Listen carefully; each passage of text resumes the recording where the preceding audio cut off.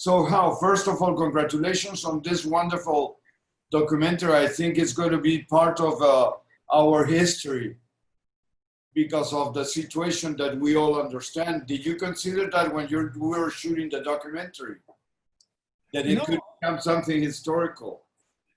First of all, thank you so much for your kind words. I think as a filmmaker, every single time I just dive into the story, dive into the material I have, and just trying to make a story. For a long time, I wasn't even sure whether there's a film there in the footage.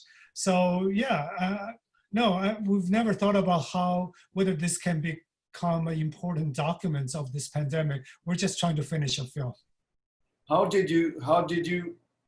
were you able to get into such a deep connection with all the health workers, and not only the health workers, but the family members who were suffering the impact of the pandemic? If you can include the question, please. Yes, so the reason we got such good access to the health workers and also to the patients and their families in Wuhan, I think was mostly because I had amazing co-directors. So when I started doing this project, researching this project back in February, my two co-directors have already started filming in Wuhan. So they went inside the hospital already. And yeah, they just have been able to establish great trust with the healthcare workers and the patients in those hospitals. And I came in later on.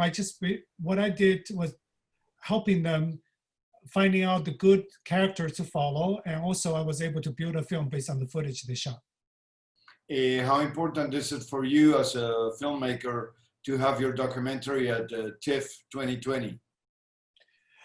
It's a great honor to have this film premiering at TIFF. I mean, Toronto is such a great, important festival on the world stage. And also being able to get the film out so quickly, being one of the first COVID film coming out about this pandemic. So we feel extremely, extremely lucky. And tell us, have you shown it already in other places like in China or not yet? No, we're trying to, basically right now we're not promoting the screening at all in China or in any Chinese language media because we still are not sure how the government or the population in China will perceive this film. We want to be very careful because my two co-directors live and work in China. We don't want to create any trouble for them in China. I'm based in New York, so most of my work are down here in the US. So I don't care as much, but I do want to avoid bringing any issues to them. So no, the TIFF screening is going to be the very first one, in addition to some test screenings I did during the post-production process. But look, if you compare the way the Chinese government and the American government face the coronavirus, the American government looks like a clown in a way, the president. It's like, if you can comment on that, I mean, he refuses to accept there's a virus. Yeah, it's really shocking. When I first started researching this project, that was in February. I think we were still really shocked by what was happening in China, especially in Wuhan. I think the entire country was angry, and I was angry too. It was also like incredible. How could a government mishandle the early outbreak in Wuhan, right?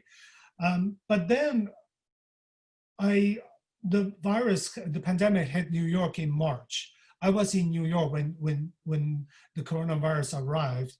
I was actually with my camera filming outside. And what was shocking was, why is this happening all over again in New York? That was the thing that really shook me because we had the time to prepare, but then the government apparently lacked leadership or lacked the will to to mobilize the entire society to face this impending crisis. So yeah, it's really confusing. So that's why later in the filmmaking process, I decided not to comment on the politics of it all, because the pandemic is still evolving. Each government, each country, how dealing with this pandemic. It's so hard. It's too early to draw any conclusion. So that's why I decided to focus on the human side of the story. Wonderful. Thank you very much, and congratulations on this project. You know, I've been reading reviews and also on NPR. They're loving the film. Oh, thank you. Thank I don't you. know if you have read anything, but all the critics are very good. Yeah, so we're waiting for the full reviews to come out probably later today once the film officially premieres in theater in Toronto. I think it's a great tribute to humanity. Yes, absolutely. I think, you know, what I want to emphasize is that how similar our experiences are dealing with a catastrophe like this.